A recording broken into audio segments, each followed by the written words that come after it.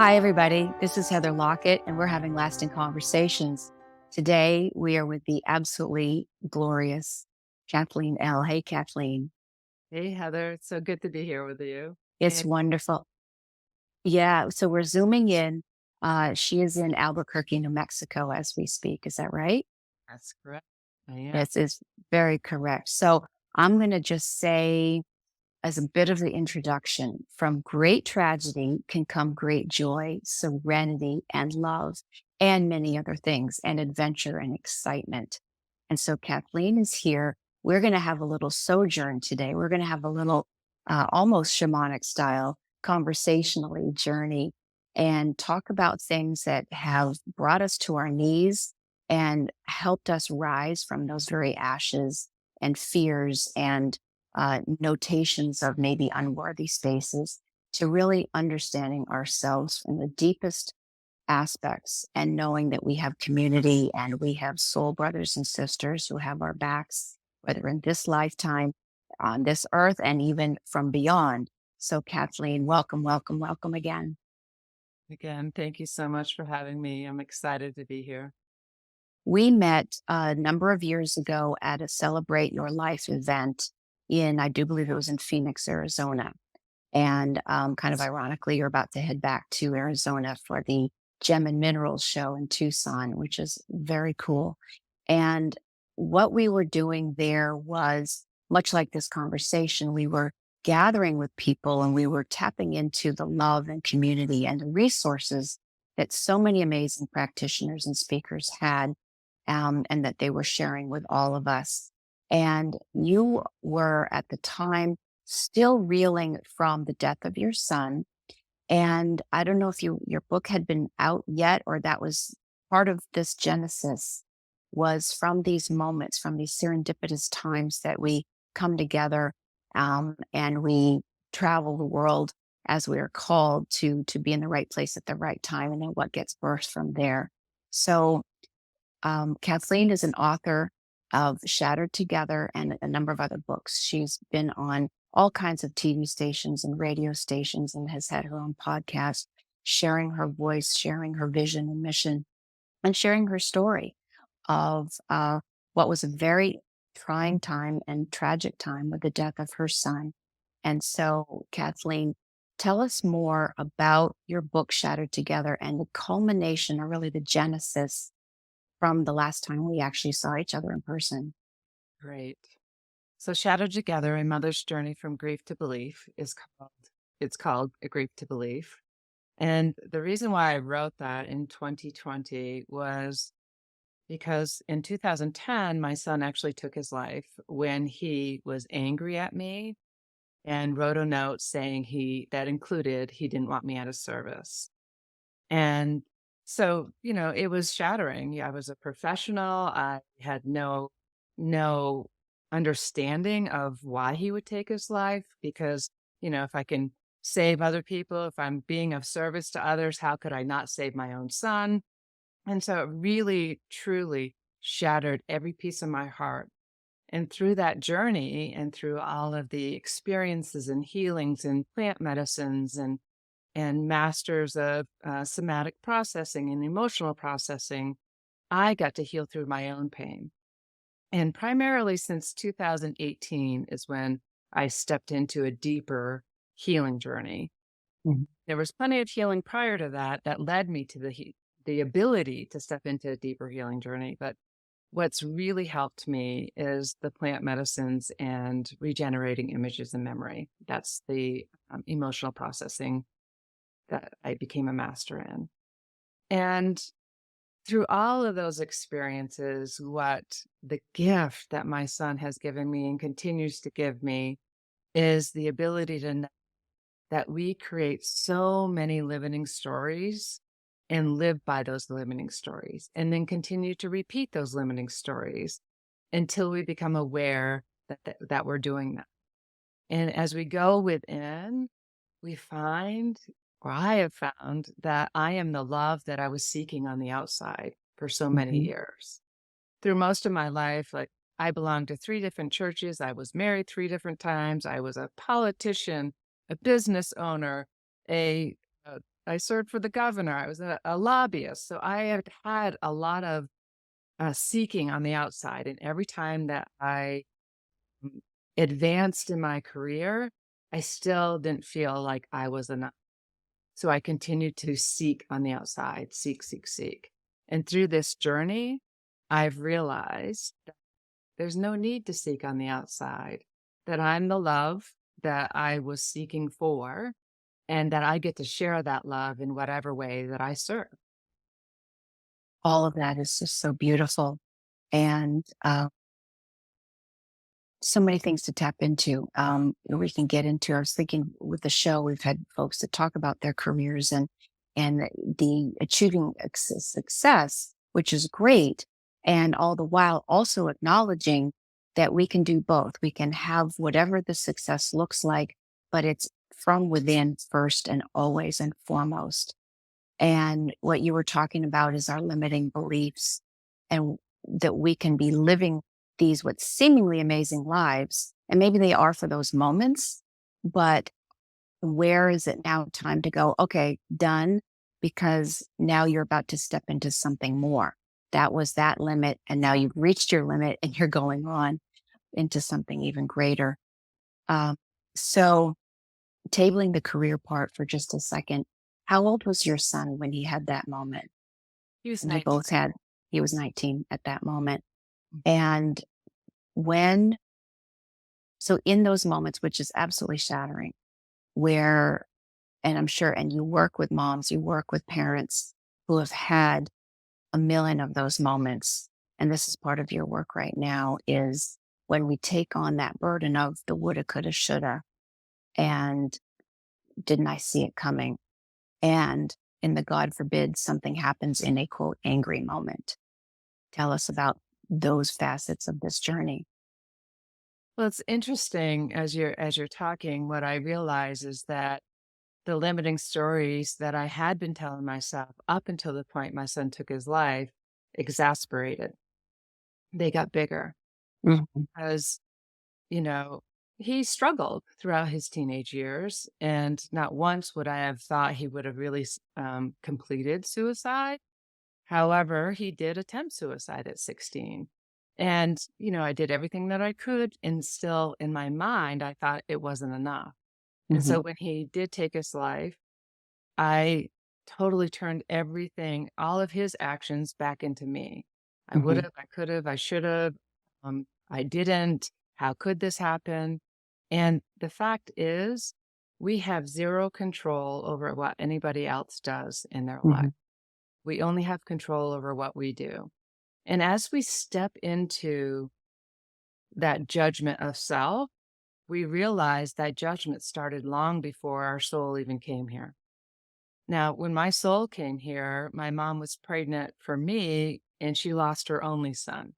So I took on her grief within her womb. Um, and then when I came out, as much as she loves me and adores me and would do anything for me, she really wanted her son back.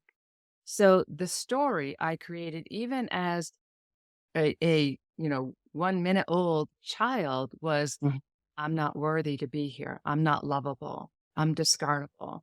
And I could go on more about when my birth father shot at us as kids, or, abusive alcoholism, or, sexual abuse, or whatever it is. Between 0 and 8 years old is how we start to develop our beliefs about ourselves. So any experience we have and the stories we create around those experience as a child, we continue to repeat those patterns until we don't, until we become aware that those are really untruths. And it's the emotions stuck in our bodies and our minds that causes us to continue to repeat the patterns, even though we read self-help books, we go to, spiritual leaders, we do different things until we actually can embody it in our body, we mhm, continue to repeat the pattern.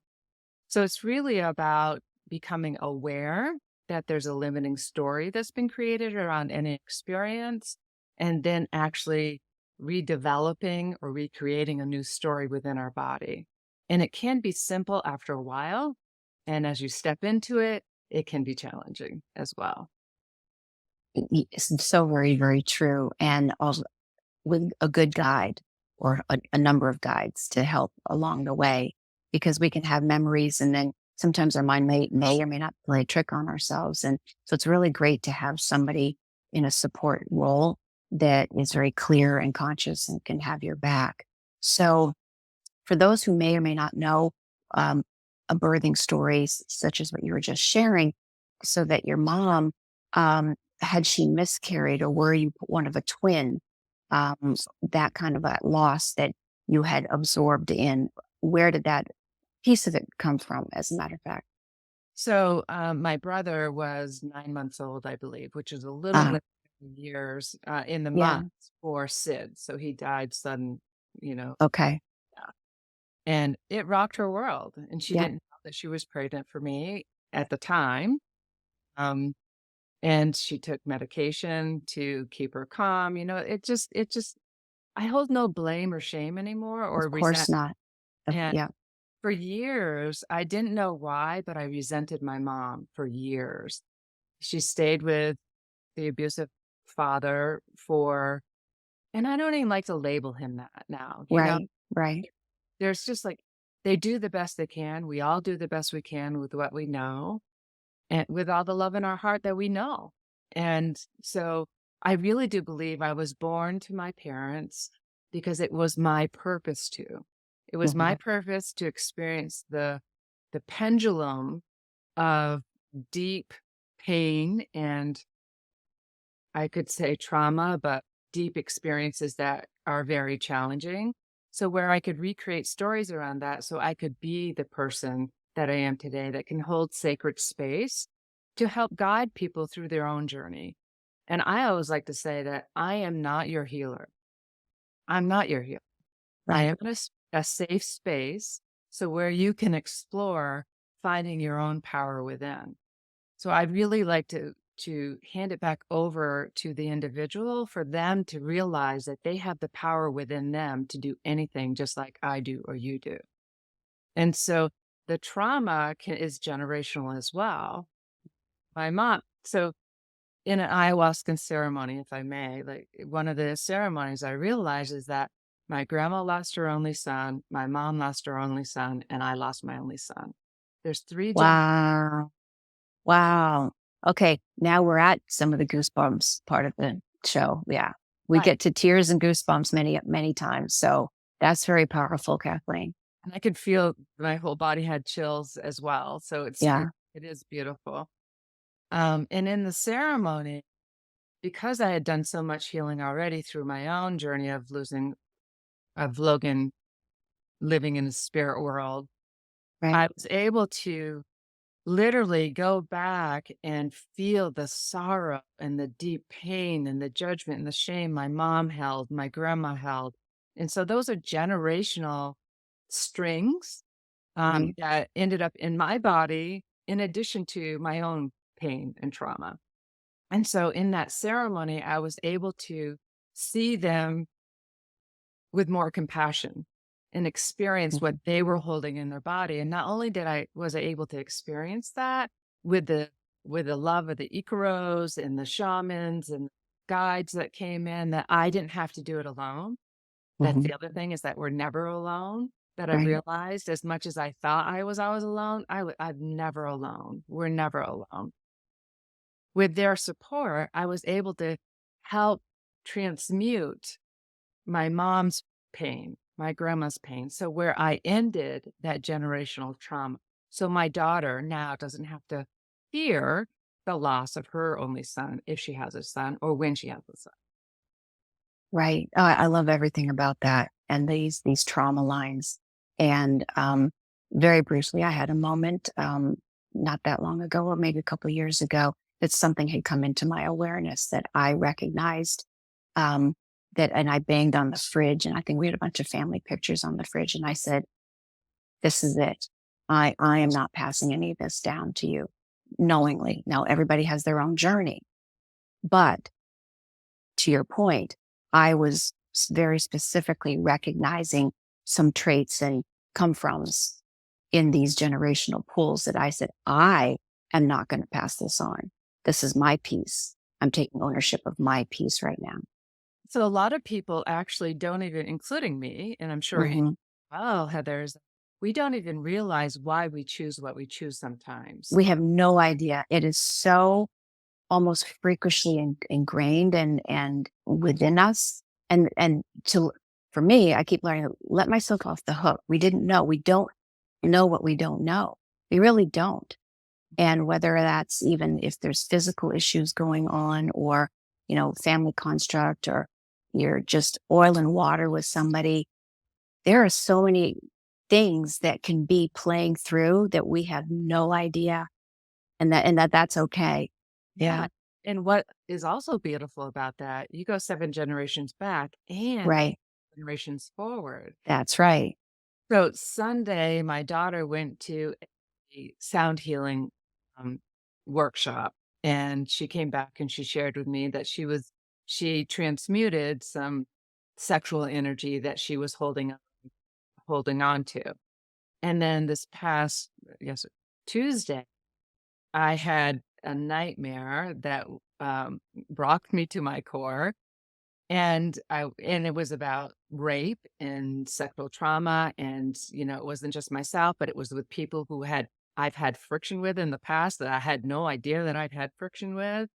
And it was a former boyfriend there. And long story short, I ended up doing a shamanic journey with a friend of mine. And I realized in that moment that this was a past life experience that I was carrying over into this life. Hmm. And the trauma, the story I had created, the codes that I had created in that lifetime, I carried that forward lifetime after lifetime after lifetime. And at the end, it ended up being that I was pregnant with the chief's daughter, which was ultimately my daughter. And after I came out of that, I realized that my daughter gave me the gift. Hmm. She started a process on Sunday. Tuesday night, I had this nightmare. Wednesday morning, I had this whole awareness of like, oh my gosh, like all of this trauma is really based on stories, not necessarily the event itself. Right. It's the stuck points that we continue to operate from with limiting information. And I love that. And these are not happening literally right now. So these are storylines from literally other dimensional timelines that they may or may not be playing through physically here. And it's all, we'll cue in the quantum scientists to help us understand it's all important because pick a timeline and it is happening, but also to recognize I think I'm tapping into the safety factor that, okay, now, you woke up from that nightmare, Right. literally in 2024. You now did that journey and now awakened again right here. It was Tuesday or Wednesday or Thursday in 2024. Oh, now it's refreshed and revised. Right. And yet the safety that, to be able to take these journeys or to understand these things, it's okay that that was then. Today is still a whole fresh new day. And I can go over to Target or I can get gas and fold my laundry and carry on and smile and pet a cat and do all these other fun things. And it also comes back to I mentioned that Ashley opened it up for me, Right. also able to complete it for the next generation. That's right. So she's not carrying that forward And either. so she doesn't have to. Absolutely. I love what This is these. Oh, go ahead. I love what you said about dimensional timelines, because really, is there such a thing as past lives? Or are they all happening at the very moment? And those little fractions of different things happening at this very moment comes back into me because I was able to release some story around something. So Right. so I bring another piece of my soul back into my beingness right now in this moment. Right. Right. Yeah. It's beautiful. So let's go into and maybe it'll tap right back kind of into the career thing or into the day to day. And so the work that you've been doing and you wrote a book, you've spoken, you're a public speaker. And then some of that had shifted. You had a podcast yourself with some friends, and then so your voices were being heard, and then that shifted a little bit. So each step of the way with your own journey, but all the while you've been working with people. So what have you felt is as with your own awakening, your own grief healing, and being able to step into that shoe, those I'm going to call them the safety shoes. We call them safety shoes for others to be that soft place for others. And I consider that in a similar way that we all walk these crazy ass storylines, um, so that my show is a soft place to land for people, that I can be that soft shoulder if somebody needs it. No longer I'm a fixer in recovery. So I'm no longer that I will let me help you to my own detriment. That's a whole different story. I'll come to one of your shaman experiences to continue that one. But that's just it, is to have these fresh perspective and fresh shoes, um, given all of our wisdom. So you have wisdom circles, you have other things that you're doing. Share more about all of that. So first, if I may, I just want to go back to it's not what I do, it's who I am. That's right. It is That's right. That's exactly it. That's who we are. We are creator beings that we may do some things, but we're not doers per se. I love that. one of the things that people often say is, I've told you something that I've never told even my wife of 30 years or my husband Hmm. or or my family. No one knows this but you and me. Like I've never shared this with anybody. Right. And what I've come to realize is that that has been my role for most of my life. And my parents taught me how to be that. You Yep. know, I didn't feel safe as a child, so therefore I I created spaces to feel safe, to help other people feel safe. So I became the mother, so to speak. And what you said is the fixer, the caretaker. And today because I've chosen to explore within where I was telling myself the limiting experience, the limiting stories, I'm able to shine brighter because that fog isn't quite as dense. You know, I think at one point I felt like I was within a bank, within a vault, within the safe deposit box, within another box, within another box, and then you would find my heart light deep inside there, that little heart light still shining, but it couldn't get through because of the beliefs I was holding. So today I get to be a brighter light and people come to me because they feel safe. It's just natural. And so I hold workshops for women who have lost children, for women who have lost in general. I've in the past also held workshop for anyone or retreats, anyone who has lost a child. And I still will work with men. It's just that the as we're told, the avatar that we're meant to work with. And so I'm really open right now. I feel like I am following my guidance. And when I feel the pull, like it's about expansion versus contraction. So Hmm. when I feel expansive, when a thought comes into my head or a message comes through, It's really downloaded in. yeah, Yep. download it in. I'm like, "Yeah, let's try this." And if it's smooth and easy and continue to feel open and expansive, that's how I get to Albuquerque. You know, in October, a friend called and said, "Hey, do you wanna rent my house in Albuquerque?" And I said, "Oh, sure, let me sit with it a moment." And then as I sat with it, I felt this expansiveness. I'm like, "Yeah, sure, why not?" My lease was coming up. I didn't have like I could leave the place I was. I literally everything fell into place naturally. And it felt as I was leaving Oregon, the energies were guiding me out from behind.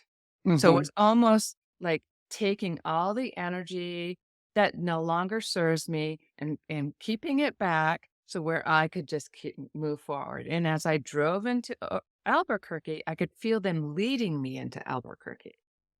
And when I got here, I asked the ancestors of the land if they would accept me, if I could live on their land, that I would honor them. And So I'm being guided right now. So I'm a little bit in the unknown, and I'm just allowing it to unfold the way it's going to unfold. I So love every second about that. And we pre-chatted a little bit about this journey, and go ahead and share that. And folks who've been listening to the show know that I had sold my house and did that guidance thing. I was a little more drop kicked, and but I understood, follow that, just follow it. And I was in my car and follow these serendipitous, amazing moments. And to feel, I could tell that I was getting regrounded or rehomed, and it's still playing through. So tell us more about where we give ourselves permission to do these things, right? Especially for those, maybe you're in marriages or your lives have been one way and you don't think it's okay to just pick up and go somewhere or just to do something a little bit different. So tell us, you were in Vermont, and I forgot that piece because the New Englander of me just loves Vermont, of course. But tell us about your journey in the last few years and that evolution of now you're in Albuquerque. so the journey really started in 17 when I made the decision to leave my husband, which was a big decision because his best friend was the governor. My employee was his other best friend.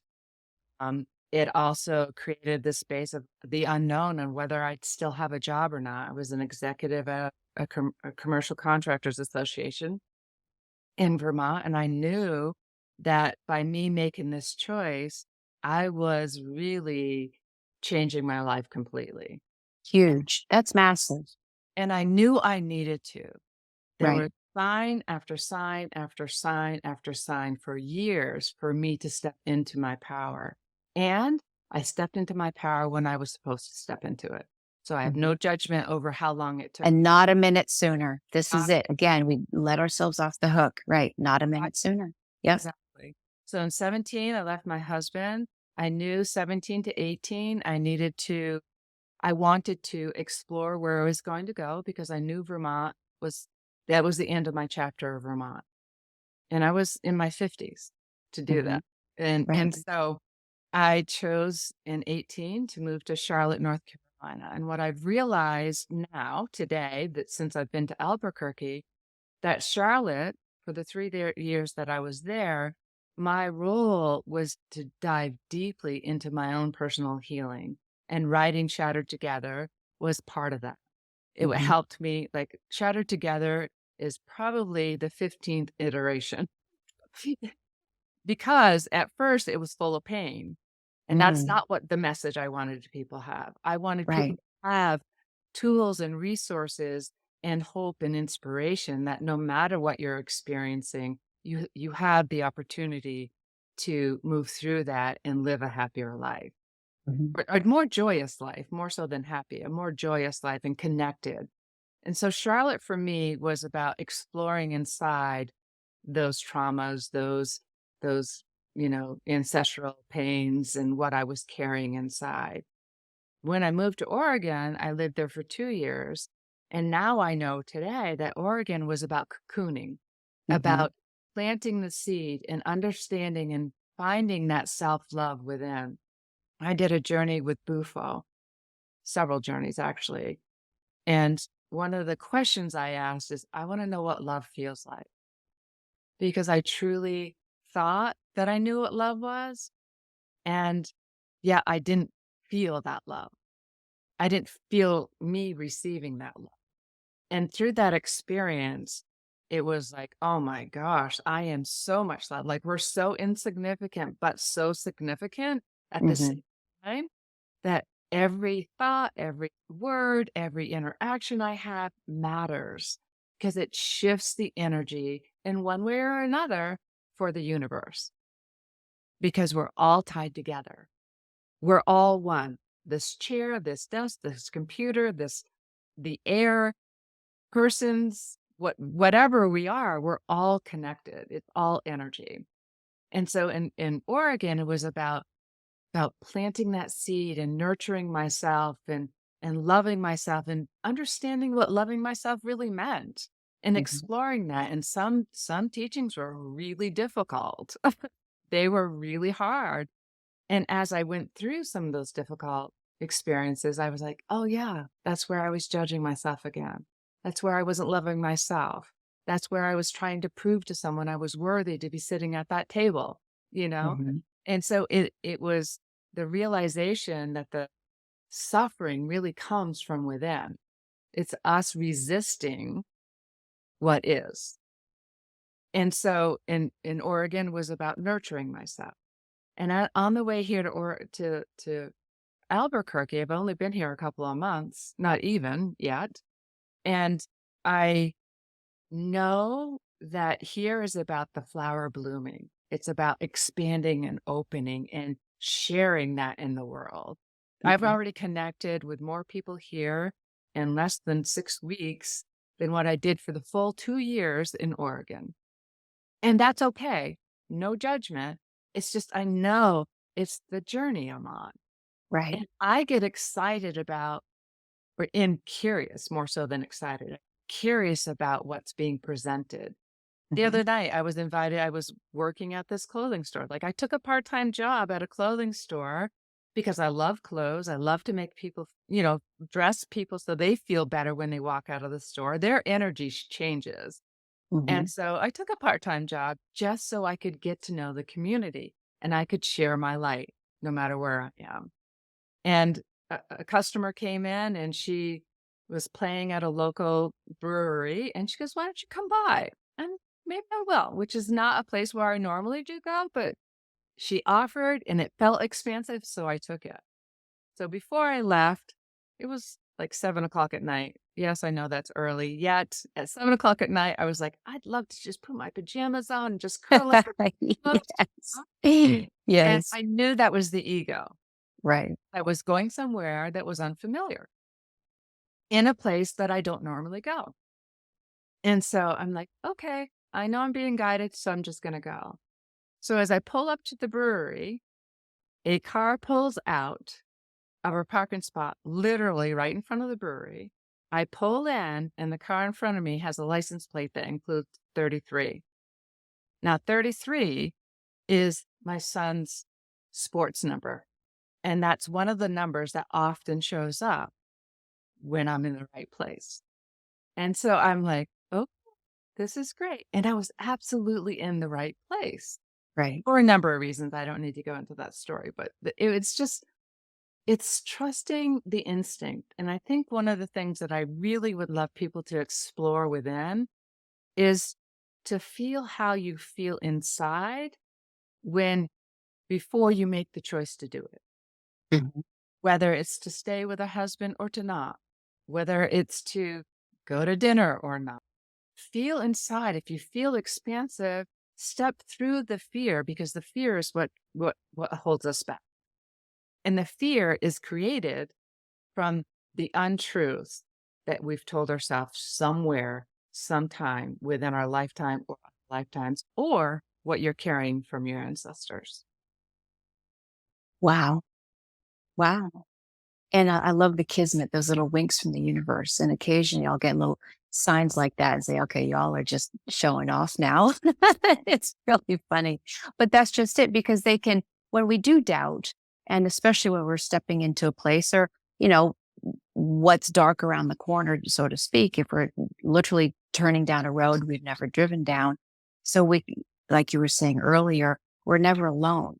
Um, so to have those types of winks in the form of the numbers or a little sign or a flower, whatever it might be, to remind us, oh, okay, you did take the right turn, or you're on the right path, or something really cool is about to happen. You wait till you see what's about to happen. Stories that I really wanted to share, if I may. Yeah. Yes. One, both are fairly quick, but Logan's birthday was on January 7th, and that was my son. That is my son's name, or that's his human name. Yeah.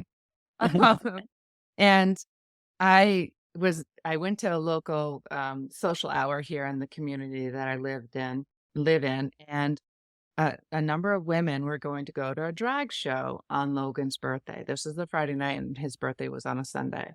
And I'm like, "Oh my gosh." I knew, like, I felt my whole body open up, like, "I've got to go." And so I decided to go. So that morning on Logan's birthday, I was like, okay, Logan, I know you're guiding me there. So please be very clear on why I'm there. I'm there, the queen dragon. I could be saying that wrong. So please forgive me if I am. Um, Said, whose birthday is it today? And so I raise my hand, I go up and I tell him it's really my deceased son's birthday, but he would really love this. At the end, I go up and just say, thank you so much for letting me come up, and share the story. And he asked about how he died and what have you. And he goes, you are my hope and my inspiration. Because last night my father-in-law took his life. And today's show was really hard, and you gave me strength to get through it. That's why I was there. Those are the little wings. And so even if they're good good feeling stories or something that could have happened challenging, like on my way to Albuquerque, my car was broken into, shattered 4 windows.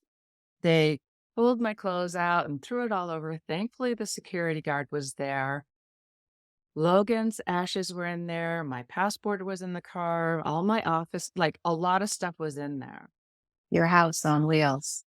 Now, I Yeah. could have been in a space of like irritation with the security guard for it even happening. I could have been angry about the process. Instead, I was like, this isn't ideal. And fortunately, the security guard is safe because they were going to attack him with hammers. Oh, He didn't get hurt. He stopped them from taking what was really important to me, something that hmm I was attached to, which is my son's ashes, which was more information. And my my driver's side window wasn't touched, nor was the windshield. So all I needed to do is put a little duct tape on Black Beauty and keep on driving. And so I counted my blessings for all that didn't occur. right. How lucky that we were that the universe had the security guard there. So my point of telling both those stories are one could have been really challenging, the other is fun. And no hmm matter what, we get to decide what energy we're in. Now that doesn't Right. mean masking the emotions, that means feeling all of the emotion. Right. That's really what I teach people. It's like the more you push away your emotions, the more they control you. So let me Absolutely. Yeah. a space of where you can explore those emotions in a safe and supported way.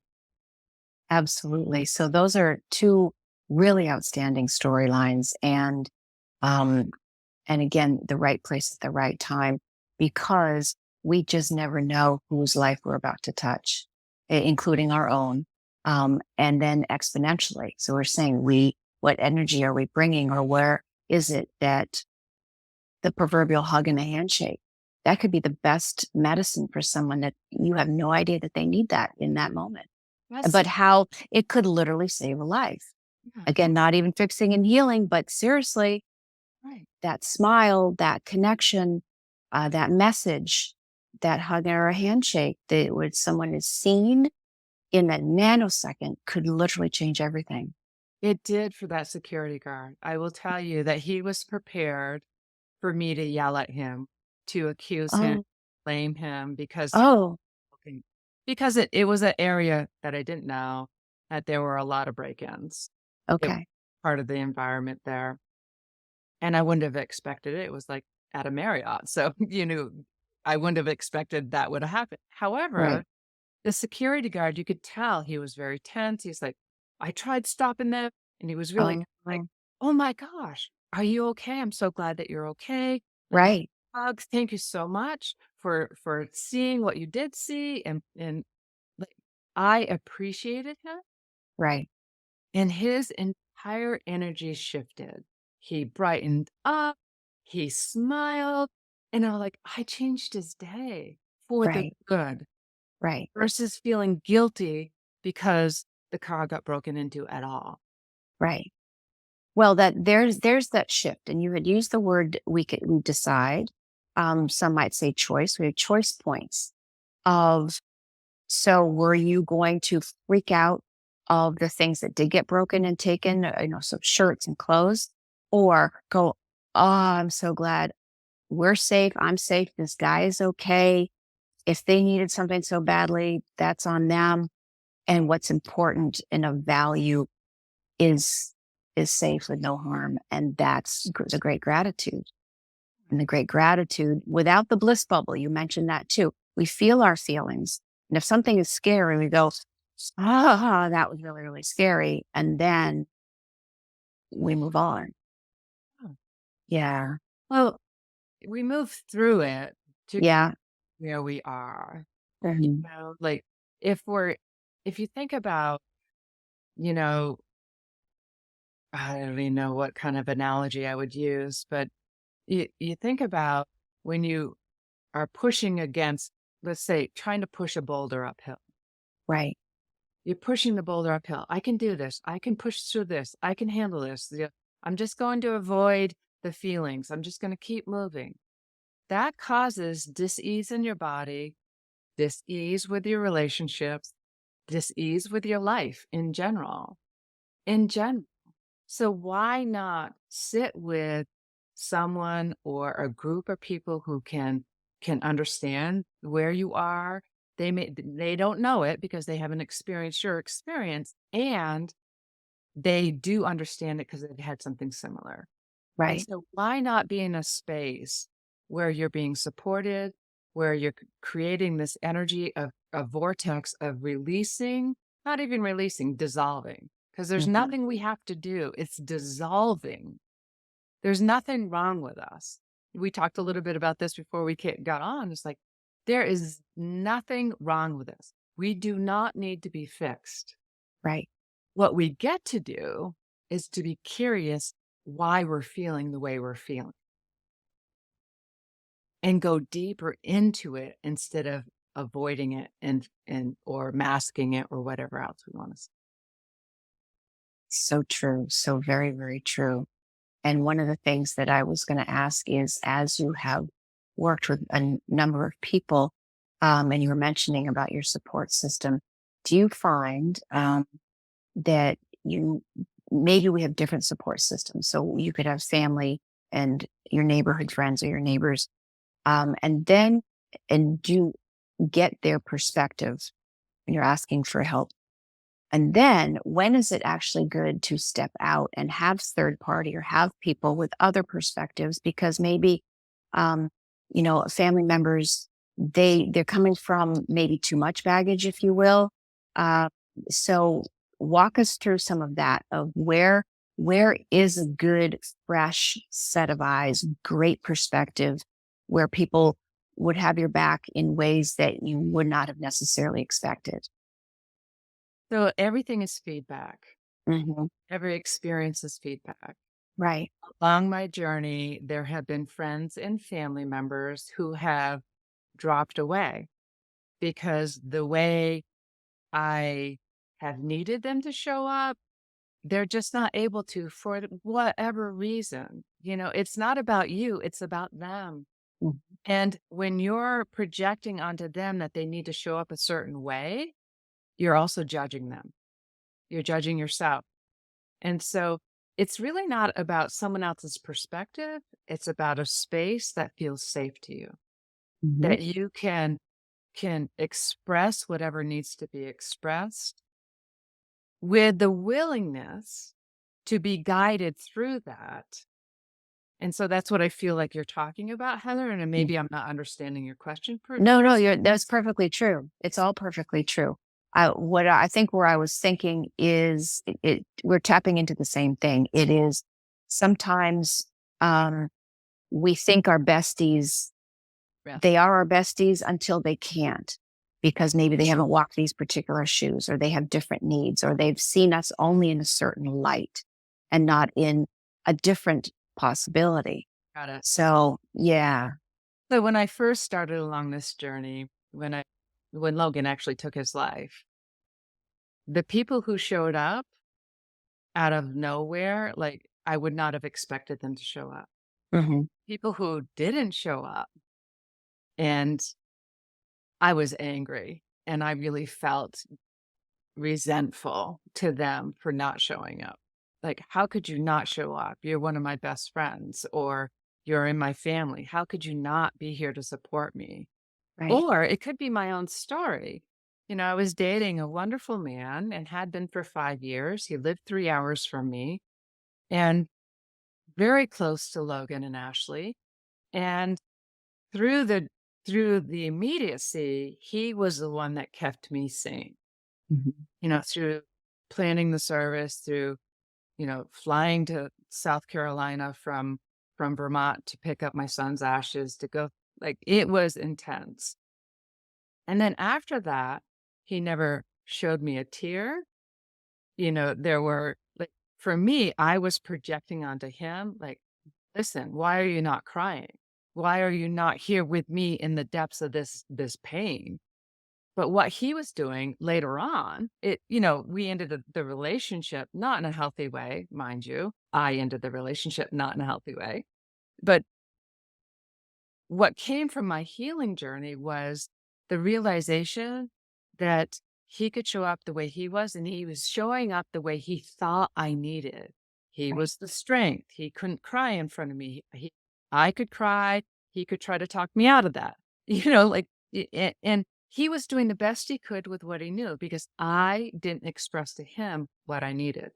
Right. And so he couldn't give me what I needed because that's not what he knew. So Right. the importance here is to ask for what you need. Right.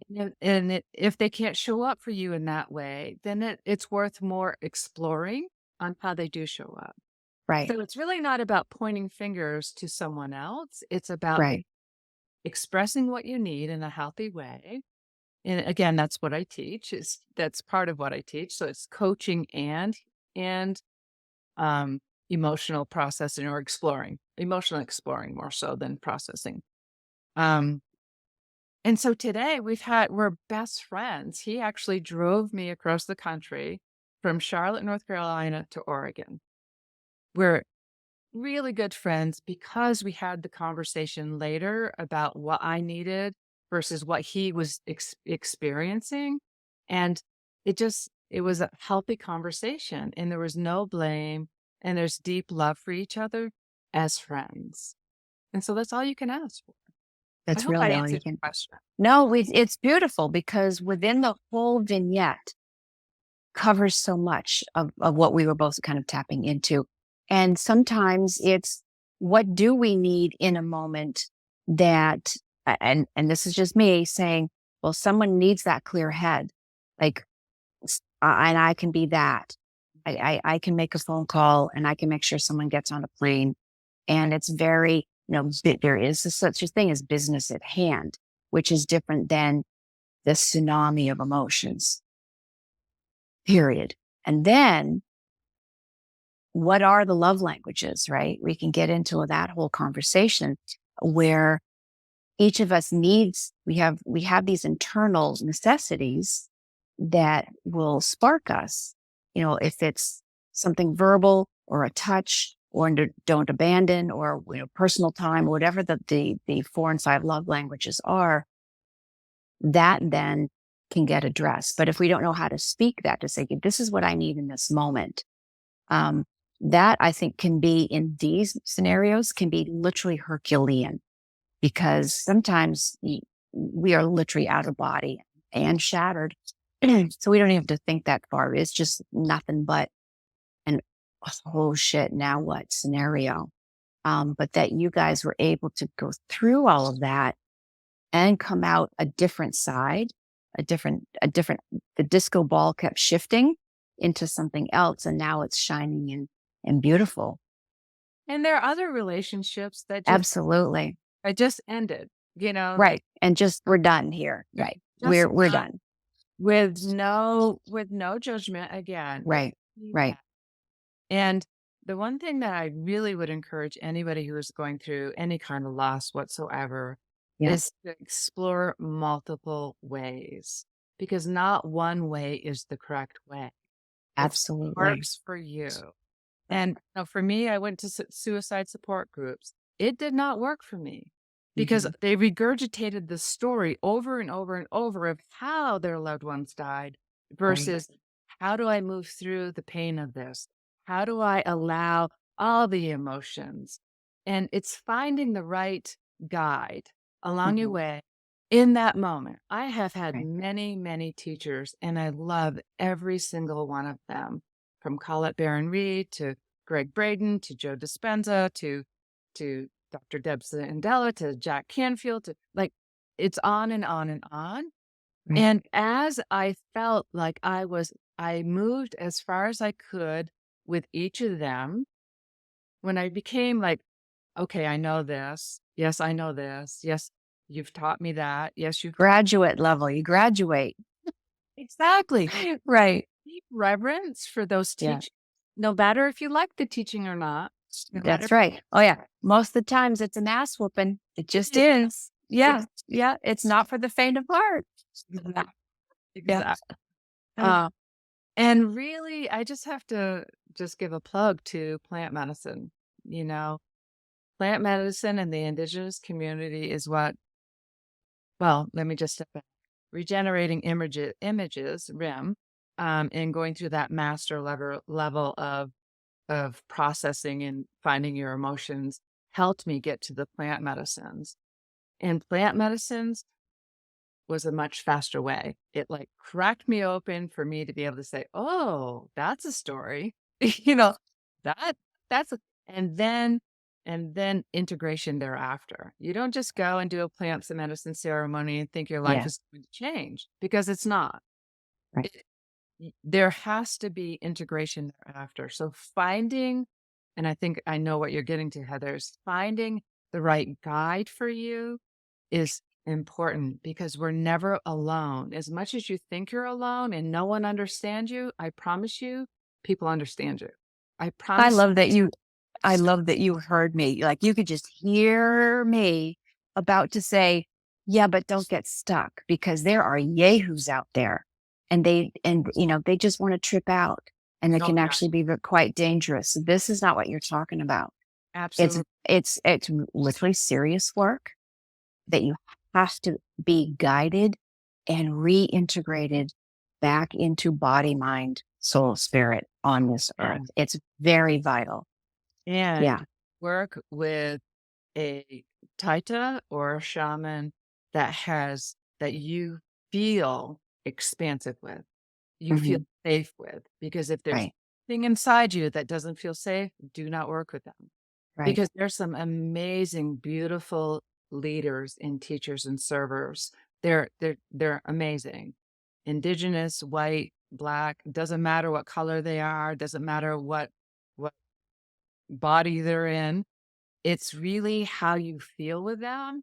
Right. Because if you have this like, "Ooh, I'm not feeling very safe," don't do it with them. Don't do it. Don't sit with them Right. because it it will not serve you to your highest and best. Right. Now, if you have, don't judge yourself either. It's done. It's in the past. Move on. Move Right. forward. You move through it. Talk with someone that you do feel will be there to guide you and be a light to help brighten your own light. You know, Right. as I shine my light or as you shine your light, Heather, that creates a space so where we can help you, not even help you, we can guide you through like clearing that windshield so where you can, ah, there's my own light. I have the power all this time and I've given my power away to this healer that that tells me what's happening in my body. I'm not so sure that I mean, like it's really about okay, what is happening in your body? I'm Right. intuitively sensing this is it. Does that resonate with you? That's how I work. Is I Yeah. No, that's amazing. No, that's perfect. And in some ways it does go back to I hate to keep saying the safety level, but where it is a nurturing space, because we don't need anybody re-traumatized. We don't need anybody stuck out somewhere they don't know how to get out of. And especially people travel to places and then they get back home and they're not integrated. So if you go to one of these far off places and then come back, make sure you have your support system here to help integrate and to keep working it through. Yeah, which sounds like this is a lot of your work. it absolutely is really about Yeah. integration and expansion for me. Right. Really what Right. I tell people, that's really what I guide people through is finding their own power and not giving it away. Because Right. I tell you, I've given my power away a number of times. Yeah. Sometimes it's worked and sometimes it hasn't. Right. And giving our power away is believing somewhere inside us that we don't have the power to be able to heal ourselves, to move through whatever is happening. And you don't have to do it alone. Right. But as much as you think you're isolated, you're really not. Right. My son has gone nowhere. Actually, my son has expanded, you know? And yes, there are sad times. Yes, there are emotions that come up. When I go to my best friend's daughter's wedding and I'm gonna get emotional because it's beautiful and Hmm. it's also sad for my daughter. I can feel it. It's like my best friend's daughter gets married. Her brother writes this beautiful poem and honoring his sister. And I was experiencing what my daughter's not going to be able to experience.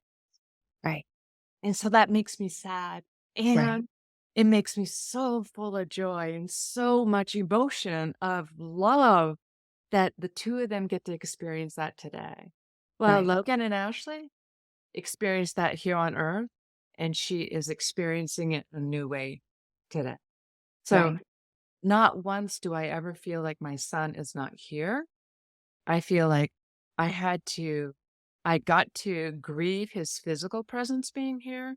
grieve what I'm not going to experience with him as he grows in a human body or not. And then I also get to learn how to play and explore with his energetic presence, his essence.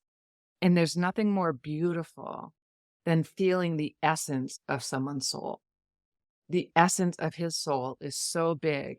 He is what has he is he has impacted thousands of people's lives just through his one physical life not being.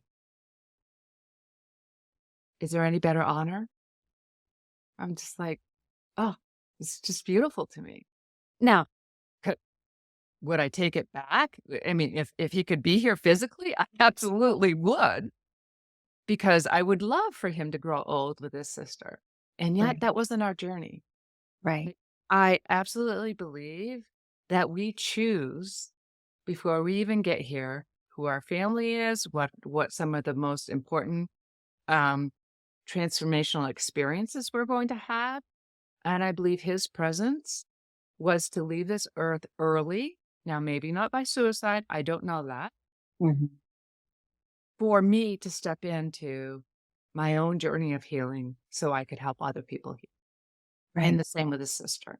I was going to say, and same with his sister, to be those shoes Yeah, for somebody else. exactly. Yeah.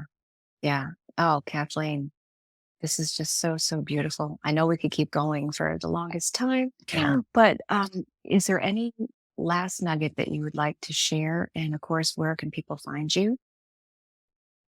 Um, the most important thing is to remember you're not alone Right. and to bring yourself back to the moment. Living too far in the past is only going to cause depression, and Mhm. living too far into the future with where you're feeling right now is only cause anxiety because you're projecting that you're going to never feel any better. And that's simply not true. So That bring is a huge point. We're going to let that land. Right. And right. I'm going to paraphrase, but if you just said by projecting to a future that may or may not be even happening, you're shortcutting yourself. Right. And so when you feel yourself regressing back into the judgment or projecting into the future of oh my God, I can't live like this, Mhm. back to your breath. Do the four squared breath. Follow your breath, focus on your breath, breathe into the count of four, hold it to the count of four, release to the count of four, and hold it to the count of four. And do that until you can feel your body calming, Feel that body calming. Focus on something that you can be truly appreciative and grateful for in this very moment. Let that go into your body. Let that fill your body, and then breathe in, and you're back into the present. So that's really just the one thing. It's an easy process, and it's really important to do that. And you can do that in a meeting. You don't have to close your eyes. You don't have to do Yep, anything. that's right. You can be in traffic, you can be at the grocery store, you can be in a meeting, that's just our breath. And we can breathe anywhere all the time, every which way. Absolutely. Conscious breathing.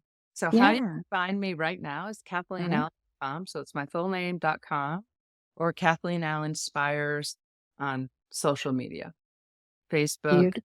LinkedIn, Instagram, wherever, YouTube, wherever. That's beautiful. And we'll have the information on our show notes here. So, Kathleen, again, thank you so much for being here today and for all of the amazing spirits that we were not alone on this particular conversation for sure. I thank you. Thank you, Heather, for the opportunity to share the love with you, to expand our love together for others who are going to be touched by this show. So thank you. Thanks. Thank you. And thanks for listening, everybody. Please be sure to like, review, and share this podcast. And if you want to be part of the conversation, send emails to podcast@lastingconversations.com and follow us on Facebook, Instagram, and YouTube. This is Lasting Conversations. We get to the heart of everything.